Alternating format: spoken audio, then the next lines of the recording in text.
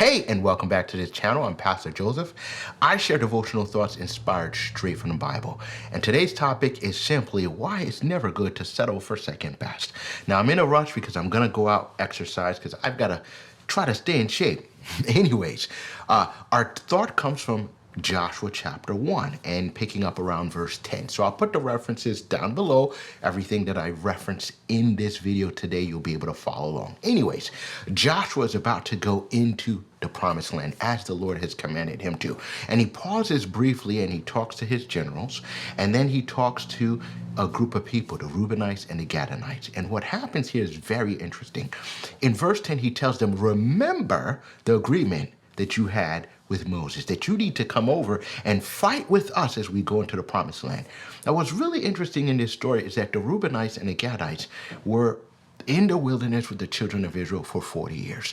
God had destined for them to go into the promised land, but along the way, they saw a piece of land on their side of the Jordan that looked great. It was suitable for raising cattle. So instead of going through and following with God's ideal, they said, we'd rather settle here as opposed to going across the Jordan. Now, that one decision, while it seems innocent enough, would cost them greatly in the long term. As a matter of fact, if you read in 1 Chronicles, and I post the reference down below, you will understand that this tribe, the Reubenites and the Gadites, were the first of the tribes to get taken into captivity and lose all of their land. In essence, settling for second best cost them everything.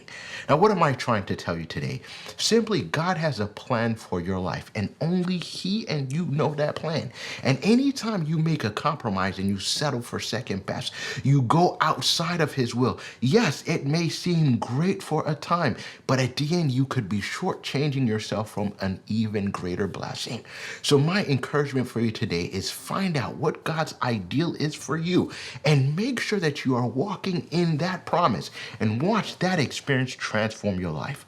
I want to thank everyone who watched this video to the end. Also, those who subscribe, new subscribers, really happy to have you on board. And everyone who likes and thumbs up the videos here, it makes me feel great. Thank you so very much. And I will see you next week. Thank you so much for watching.